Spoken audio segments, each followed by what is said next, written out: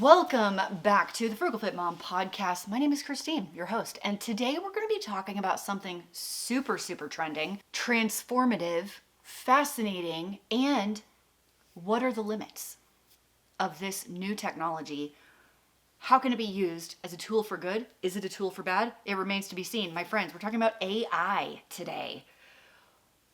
If you have not heard about AI, you clearly do not have kids in school.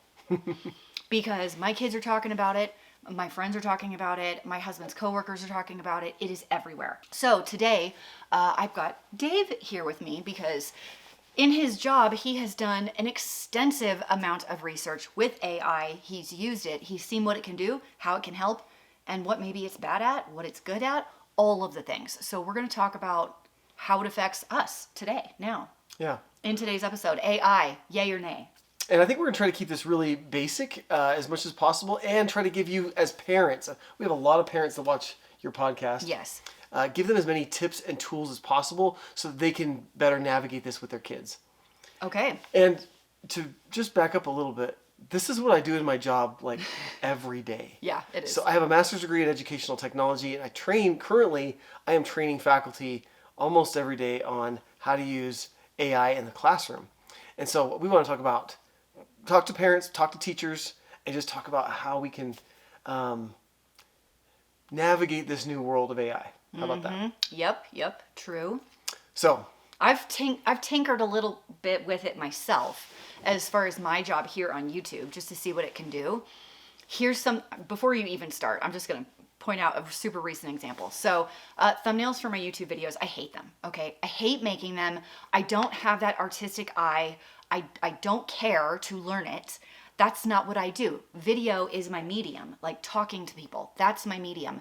So when it comes to taking pictures and putting together graphics, oh my gosh, count me out. Like I don't like it at all. So I have very slowly learned some tools on how to create my own thumbnails. It is a headache. It's the part I like least about making videos. And I even hired out for a year a service to make my thumbnails for me. Mm-hmm. They were obscenely expensive. I don't even want to say the price because people would be horrified to know what they're charging to like make thumbnails for people. I mean, if you're good at this stuff, you can make some serious cash, okay? Because there's people like me who are like, I can't even. So there's a back of the video tool that I use. It's called vidIQ. And it helps me with keywords and research and some of those things. And they've been toying with AI and bringing it into the back end of YouTube a little bit. And doing a really good job, I think. It's really cool when it talks about like why past videos did well or not well and how could a hook be better. And It's really cool for research. They just launched their vidIQ thumbnail creator. And it's image generation. It is. It's AI image generation based on the content of your video. The content of the video that you have uploaded. Yeah. So they presented me with like 10 thumbnail options. And I was like, I'm just going to try it. Right? I'm just going to you don't understand. I hate making thumbnails so bad. I hate taking pictures of myself. I hate it. And for those of us that are like new or not as experienced as Christine on YouTube, like you go and you spend all this time thinking about your video, and then you get done and you like do all the editing and you get all the back end stuff done. And you're like, oh wait, oh no, I forgot to do a thumbnail. A thumbnail.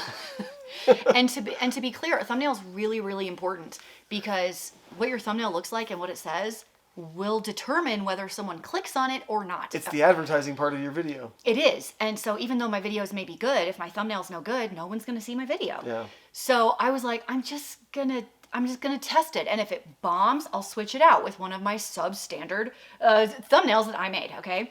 So I put it on there thinking it was going to tank. I thought the video was going to tank. Nope. It did better than my previous 10 videos. And what's really funny is you could probably go back into her channel and pinpoint, I bet you, if you know that's done in the last 2 months, you could find it. I bet you could find it in almost 100%. You know, you know which one is the AI generated thumbnail. It is.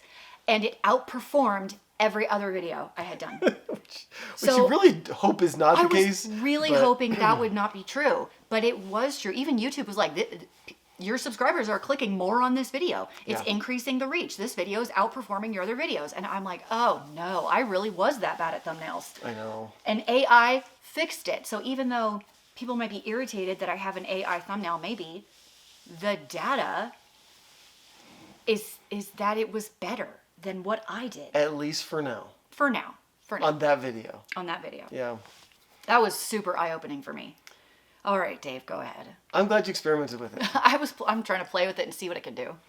And honestly, that's what I really hope everybody gets out of this whole podcast episode today is we need more people that are experienced with AI, using it and understands what its strengths and weaknesses are, especially so that we can guide our children and our students to know how to use it better, more ethically, but also so that when, and I do think that this is not when, not if, but when AI ventures into, let's just say, questionable territory, we have people who understand the technology good enough to say that's too far. Okay, yeah, for sure.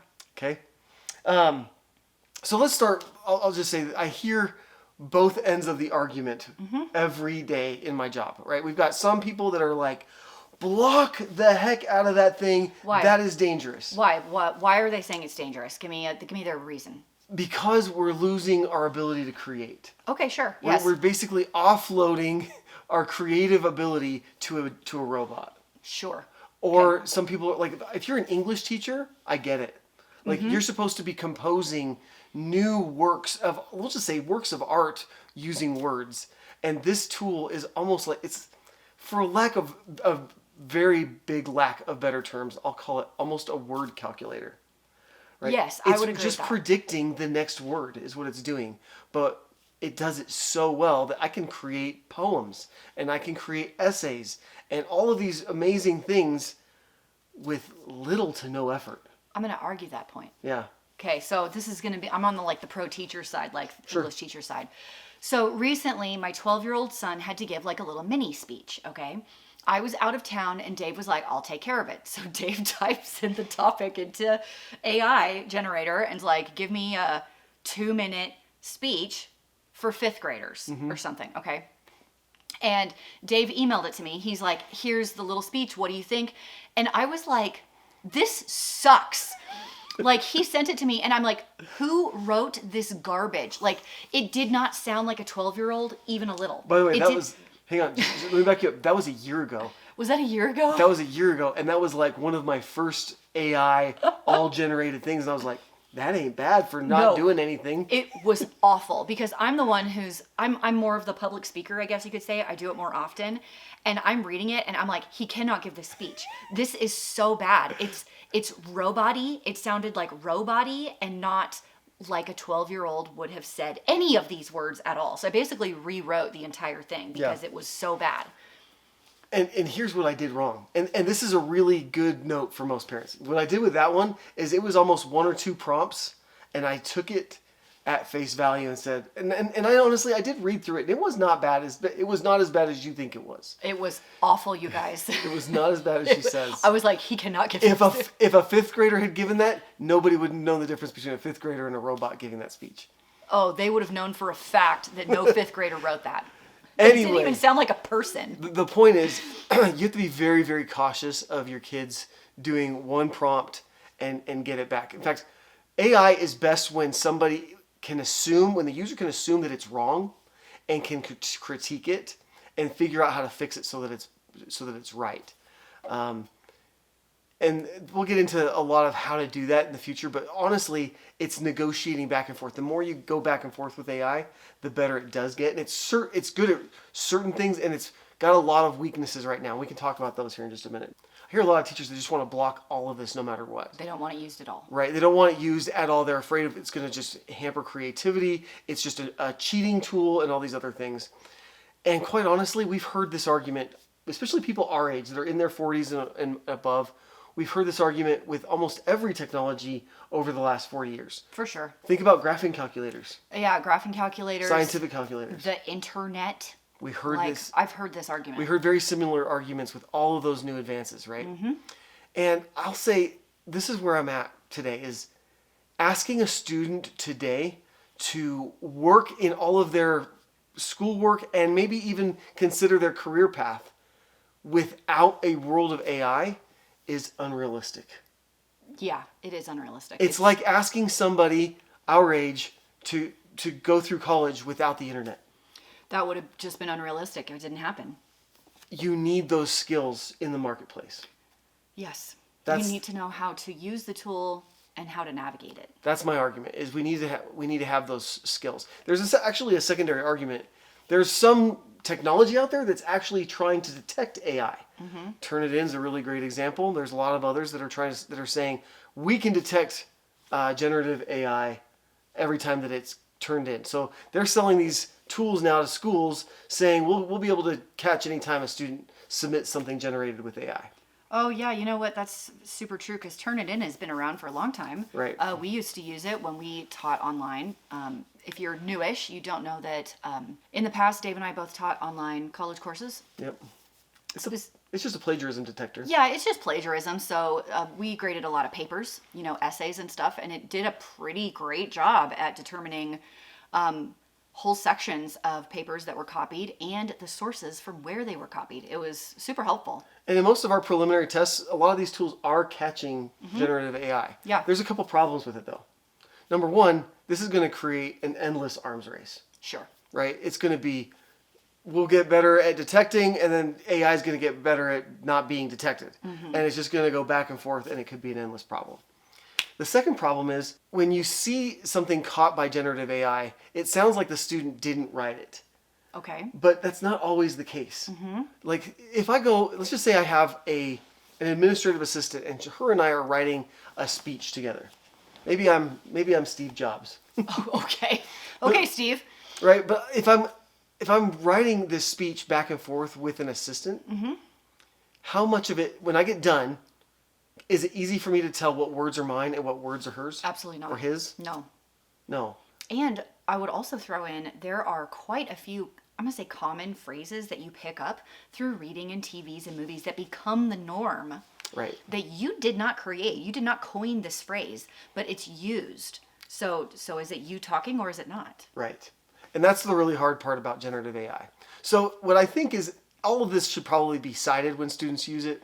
And there's lots of different ways and websites that we can share in the show notes on how to cite that generative AI was used, as long as it was used in good and acceptable ways. So to that point, what do you think is acceptable? Okay. I'm glad you asked. I had a couple ideas that I wanted to share on that. So I think one of the first best acceptable uses right now is AI as a tutor. I love that. Yeah. And some people don't understand, this is really just a chatbot. Most of this generative AI, it comes to you in the format of you get on there and you ask it questions. You give it prompts. And what's really good, it's really good at taking on a persona. You can say, hey, I want you to act in this role. And here's the parameters. And as long as you continue to keep crafting that prompt and molding it into those parameters, it does it really well.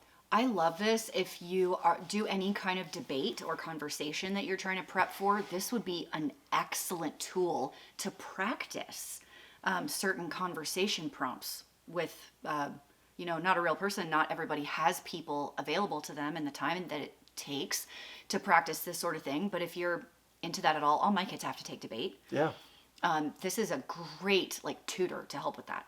There's a Harvard professor that does, they do case study. Yes, they do methods. Harvard case studies. There's one professor, he says that's how he prepares for all of his case study lectures now. Brilliant. Is that he has the AI play various positions and roles that students might have so that he can prepare his own thoughts to respond to those. I'm going to say it doesn't do math very well. It's terrible It's at math. horrible at math. It's great at language. Yeah. And here's the thing is it's going to get better at math. And it's probably going to get better at math in a hurry. I want to point out something else in a tutor style. So something that I look for in employees that I hire and something that I offer as an employee when I was hired is I'm really good at finding answers to things I don't know. Mm-hmm. It's one of my best skills. You could call it a soft skill. Okay. Okay. My boss would want me to do something. I didn't know how to do it. I'm going to research it until I figure out how to do it, and then I'll do it, okay? This is a really great skill to have, and we can do it with the internet really easily. However, I have found the AI conversation to be quicker than Google Yeah. when it comes to finding the answers to things you don't know. So I was helping my son in this college class, and he was writing these like mini essays, I'm going to call them, and he had to pick it's sociology, so he had to pick like a social issue and pick one of the functionalisms of sociology and explain how it fit into that mold. And I was like, I don't even know what these mean. I don't know the definition of what these mean. And so we put it into the AI chat. Yep. And I was like, what is conflict theory in sociology? Because we didn't even know what we were doing. And they just spit out this quick little definition, and we were like, great, now we have somewhere to go because we understand like the concept. It didn't write the essay for him, but it was like the fastest research. So as far as a research tool, I find it to be quite more robust than just going to Google. Yes, absolutely. In fact, I think it's saving search engines to a certain point, because remember how we used to have to use very specific keywords, and you had to get a little bit a certain level of proficiency And or using Boolean searches yes. and ors and all that stuff. And now I think one of the coolest advances with AI is its ability to understand natural language. Yeah, it's pretty cool. But here's the danger, which in the example you just gave me, is you assumed it knew what it was talking about. Oh, yeah, you're totally right about that. Right? Yep. But You the took same, its first answer at face value, and but you're the like, same could be true on Google. right? But would you have known the difference if he was wrong? I would not have known the difference. I felt in that case it wasn't as big of a deal. But if you've never researched tree octopus, you should. But the difference is with Google, it would have sent you to a website. And that website could have given you a domain name, and you would have had a little bit better context about where you were getting your answer from. Okay, I see what you're saying. You see what I'm saying? Yep. Bing, now this is one of the tools to know about. Bing Chat is a tool, it's built on top of ChatGPT, it's Microsoft's tool. It's kind of a really nice hybrid between search engine and ChatGPT and a generative AI bot, and it gives you links to its answers. Gotcha. Which is really nice to have so that you can jump out of the chat and find out where it was actually getting answers from. I love it. Yeah. Okay, one more tool. Okay. This is an awesome tool I just found out the other day, since we're talking about AI as tutor. There's something called AItutorPro.ca.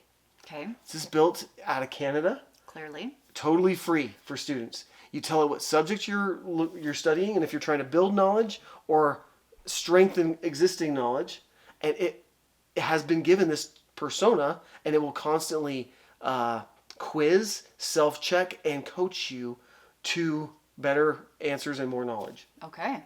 Instead of just give you answers all the time, it coaches you, and I love it. So that's an easy one. If you're struggling to help your son or daughter with their homework a little bit, try AI Tutor Pro. It's a free tool, AItutorPro.ca. Okay, so some of the other cases that I said were good use cases. Another good use case is AI as an editor. Yes, I agree with that 100%. We've already been doing this for years and years. In fact, if you're really uncomfortable with this idea, just look at, we had, what was it, Clippy? I would say Google Docs has Microsoft Word, they've all had spell checkers and other things. grammar stuff, Grammarly. It's like, all kind of AI based. yeah, we have all that already. Now we just have an AI that's much better at understanding language than we've ever had before. Yeah. So use AI as an editor. Grammarly is a great example. And I don't think any of those things need to be cited. No, I don't think so. I mean, you create something and you turn it into them, and you're like, check the grammar on this, and they'll just give you a couple of tweaks here and there. Now remember, one of the best cases I said is the more you can negotiate back and forth with the AI. Our daughter Haley did her senior paper many months ago, a year ago almost. A year ago. And one of the cool use cases we had with that one is we kept asking it, how do you write this particular thing? And it coached us on what the practices were for writing this particular type of paper. And then we went and wrote it after going back and forth for almost an hour. And then when we got done, we said, okay, here's what we've written. Is this a good one? And you ask it for feedback before you submit it to the teacher. Okay. And it did a really nice job of giving us good feedback. Do you remember what grade she got on that? I don't. Me neither. The really hard part is sometimes you go back and forth with the AI, you really don't know what you've written and what the AI has written. So let me ask you this. I was a brat my senior year, and my dad wrote my senior paper. So is that the boomers generation of AI? Maybe. It's just having your parents write it for you. This is what the Gen Xers and Millennials are doing. Well, my dad's a boomer. I'm a Gen X. So is that like old school AI? Maybe. My parents did it for me. Maybe, yeah, it could be. That's embarrassing. It's not either embarrassing. If you cry long enough, Dad will do it. That's probably true. There's AI as a personal assistant. Yeah. Right? You want me to talk about my experience with that? Yeah, go for it. So I am not good at short form content. Okay. Okay, but it is everywhere. So obviously I cannot do all social media platforms, but I do try and dip my toe into certain ones. So I'll do a few Instagram reels and I'll do a few YouTube shorts, and my love is long form content. But I try a little bit, and it's really, really challenging for me. Yeah. And what's amazing, there's this AI feature in my podcast recording platform. Then they will create what's called a magic link. So it's essentially taking the transcript from your podcast that you recorded and clipping a 30 to 60 second segment based on topic because of the language, and create like little mini shorts for you in video. Yeah. They're all vertical video, so you can make shorts. So if you've seen any of my shorts on my podcast channel, that's where those came from. I already made the content, but it's extra steps. Like I would have had to have someone go through and like pick, as an assistant, or I would have had to do it myself, which takes a long time. For shorts don't make you any money at all. So you're putting all this time and effort into basically get no monetary reward back at all, like at all. So I just wouldn't do it. Mm-hmm. But with this tool, at least I can do a couple. Yeah. With very little effort, because the tool does it for me, which is kind of sick. It's awesome. It can save you a lot of time. Yeah. I'll give you a really great use case for students. Okay, so if your son or daughter gets some kind of assignment and they don't know where to start, this is specifically the case with writing assignments. Yes. How many times did we get assignments? They're like, write this 500-word essay on such and such a thing. And you're like, I don't even know what you're talking about. Exactly. And the teacher's like, and you need to start with a thesis statement. And you're like, I don't know what a thesis statement is. So this is a really good place to start. Mm-hmm. Is you start with AI and you just have a conversation with it. And here is the thing that we're trying to teach students. And honestly, this is for all users. Parents, you need to know this. You've got to get really good at prompt engineering. So the prompt is kind of like the old search engine terms. It's what you put into the machine to help get out the best response. Yep. So here's what I do. You ready? Yeah. I usually say who I am, Yep. what I'm trying to do, Okay. any other background I can possibly give, and I give it a command. Okay. There is an acronym called CREATE, and it's just too complicated. I can't even remember what all of the words mean. But I usually say, I am such and such a person. I'm trying to do this thing. This is my objective. Here's what I've got so far. And I would like your help in doing this. And you can even spell out what your output wants to be, right? Let me ask you this. Recently, my 17-year-old son was applying for a job. You fill out the application, okay, which answers all these questions. They also wanted a resume. So for a 17-year-old boy, there's almost nothing on there for a resume. So he's like, well, what's a resume? So we went online and found a template. Right. So he could fill in his own information. And he goes, well, why am I doing a resume when everything on the resume is what was in the application that they already have? And this is like a minimum wage high school kid job, okay? They also required a cover letter.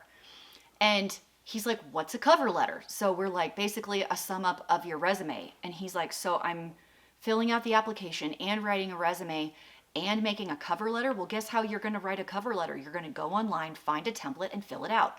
But you know what you can do? You can go to ChatGPT and say, please write a cover letter for a 17-year-old boy applying for blah, blah, blah job. As long as you give it some of the background information more so than what you just gave. I mean, I'm loosely giving you information. Yeah. And maybe you don't use it word for word, but boom, there's your template. But it's a template. You use it as a template. Don't use it at face value and just turn it in. I'm saying, how is that any different than going on Google and finding a template? Yeah, I'm not so sure that it's that much different. It doesn't feel different to me. Yeah. As long as everything in there is truthful. It's just a template. I know. I'm just saying, when you're done. No, we're not going to Joey Tribbiani this stuff and say we can speak French when we can't. Right. Je m'appelle Claude. Claude. So you can see some of the use cases there, but I think it's a really good starting point for a lot of students that are stuck and parents that don't know how to help maybe, is you go there and just start asking questions. But make sure you go back and forth, negotiate back and forth multiple times. Don't just go one prompt, one response and call it good. Okay, all-knowing one. All right. How many different companies are out there doing this? Like, where are you going? Are you going ChatGPT, or are there others? There are tons and tons of companies, and that will change every day. Let me just give you some of the biggest ones right now that are easy and free. Okay. I love it. Easy and free. Bard.google.com. Okay. Just got a huge upgrade. It's really good, and it can plug into your email and Google Docs.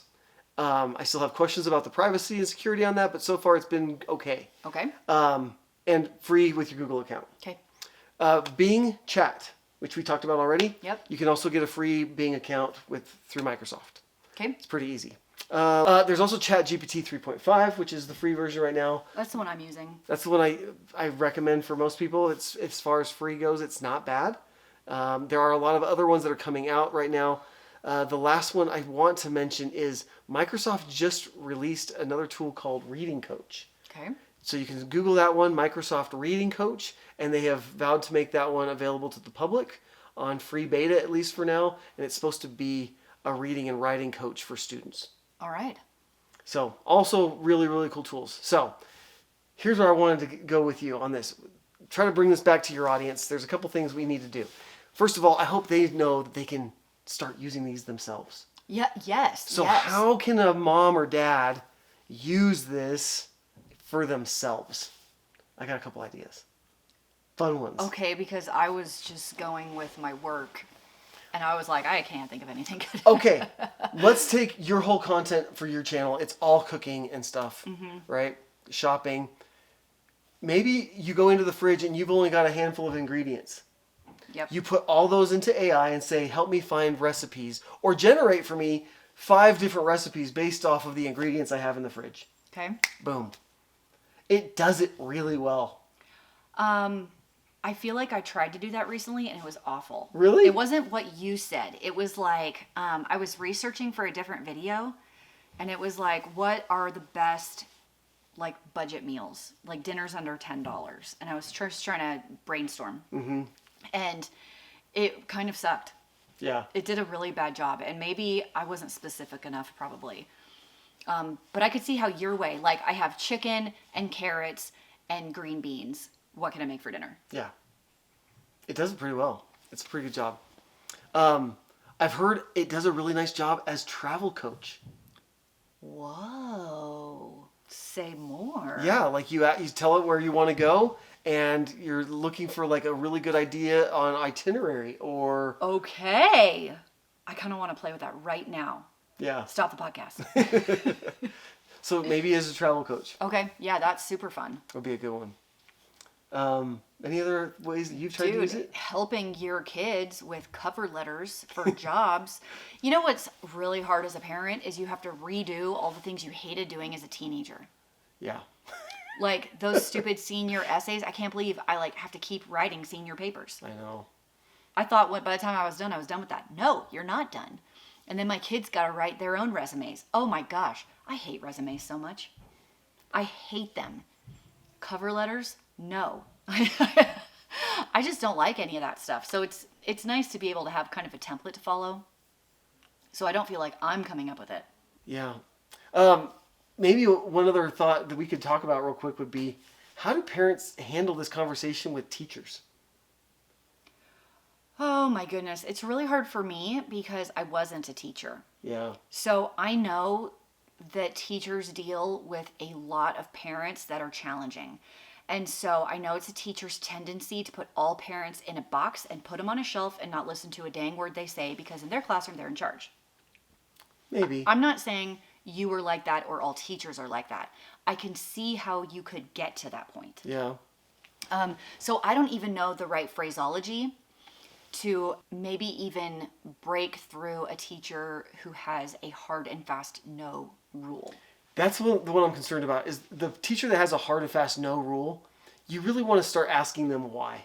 Yeah, I think a question-based approach is probably the best one. Yeah, if you can try to understand why they're that way, if they're worried about creativity, listen, this goes back to the way we learned how to drive as kids. Yep. Right? Like we knew the town. We had maps and we got to get directions from our friends looking for street signs. Like we looked around and got to know town. And there's something that happened when we started getting TomToms or GPS directions on our phones that just felt like I stopped looking around as much. Like I can still get from point A to point B, but I don't know towns like I used to know them. Right, because you don't have to. I worry that that's going to be the case, and I think there's a lot of teachers that are worried about the same thing, that creativity is going to go away because students are just used to getting from point A to point B so fast that they lose some of the critical thinking and creative spirit that happens along that journey. Do you not think, though, just from a different perspective, as someone who doesn't enjoy, let's call it the performing arts creative process. Sure. Okay, so that would be myself. Yeah. I don't create music. I don't paint. I don't draw. I don't like DIY projects. I don't like crafts. Okay? You would argue that those are very creative in nature. Right. I don't write novels and I don't write poetry. I don't do those things. I, however, am a deep lover and consumer of those things. I adore books. I love music. I love plays. I love poetry. I love to go to concerts. Okay, I love to consume them. And as someone, okay, I think if you are that creative person, that desire does not go away with this tool sitting there. What it does is help people like me who are struck totally dumb when presented with something creative. To tell me I have to create something from nothing is paralyzing to me. I don't want to do that. That's not my strength or my skill, and it's horrifying for someone to have me do that. Mm-hmm. But the people who love to do that, I don't think that goes away. What do you think? It's possible. These are the questions that we don't know the answer to. Let me just say, I don't know that anybody knows what this is going to turn out to be. No, not at all. And we have to be cautious as users. That's why I want people to be users so that you can start to see some of these answers yourselves. Why I say these things is I love exercise and I love being outside. So if there was some kind of pill or something that would give me the muscles and the cardiovascular fitness of a hike up to a mountain and show me a picture, would I stop hiking mountains? And the answer is no. No. No. But would you be able to? I would do it because I have to do it. I worry that sometimes it gives you the confidence without the proficiency. Okay, for sure, yeah. Right? But with some people, a whole lot of practice doesn't equal proficiency in anything. That might be true too. Anyway, I think you're spot on. You're asking the right questions, and that's the point. Is I think we should all be asking these questions. Ask questions of your teachers, especially if they're a strong no. Be aware that there's probably some good reasons. Just try to find out what those are. But on the other side, there are some tools out there already that are helping students just flat out cheat. Right? I just showed you this one the other day. I don't know that we want to bring that up, do we? I do. Okay. You just recognize that your students or your kids might be finding some of these tools that just give them the answers, and they take it at face value and they keep going. And that's a really dangerous place to be. I'm always about learning. I mean, I love learning how to podcast, how to create video, how to speak a language, whatever it might be. And I worry that when we just give students answers, that we just take away that love of learning, and we just tell them the most important thing was that you got to the end, and not Right. getting the skills and abilities to get to the end. Well, we don't climb mountains to get to the other side.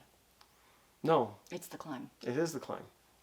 So anyway, it can be a boring topic. It can be a very interesting topic. There's all sorts of new use cases coming out. There's still a lot of lawsuits coming out. We don't know what we don't know, and I acknowledge that there's a lot of fear, trepidation. Sure. Yeah. But there's some excitement, man, to be able to create, maybe that lets you participate in some of those creative things that you've never been able to participate in before because you got a little boost up and started to find that you liked it. Mm-hmm. Yeah. So anyway, it's an ever-changing topic, but I hope parents are aware that it's there and I don't think it's using going it. anywhere. You use it yourselves. These tools are out there free. If you pretend to keep going in the workplace without learning these tools, I think you're going to find yourself behind in the next 5 years. And I think, yeah, I think it's just like when the internet came about. And do you remember people felt similar ways about the internet when it was first mainstream? I don't mean when it was first invented, I mean mainstream. And you have to learn the tool that becomes the norm, even though there's good and bad with it. You can use it to, I don't want to say to your advantage, because that has a negative context. I don't mean it that way at all. But you can use it in a positive way, as long as you know how to use it. Yeah. So that's all I'm arguing for. But anyway, know that it's a never-changing topic, and I like it. It keeps us moving. It keeps us learning and growing. And it is interesting. Okay, final question. Yeah. Do you ever worry about like an iRobot situation? Absolutely. With this whole Do you don't think I got Skynet? I got Terminator and Skynet in the back of my mind? Terminator's coming to get us. iRobot's gonna take over, right? Listen, the computers run everything. And there are a lot of people that are rightfully concerned about some of those things. Like, I worry that this thing gets so good it starts breaking encryption. Right? Right? Yeah. Could you imagine? Yeah. Jeez. I mean, there are some negative things to that. That's why I say we got to have good people with good, strong morals and ethics that know how to say, this is too much. Yeah, for sure. These tools that help kids cheat, I'm going to tell you, that's already too much. This is crazy. I think this is a great topic for parents of teenagers specifically. I'd say, 10 and older? Mm-hmm. Because your kids are absolutely dealing with this.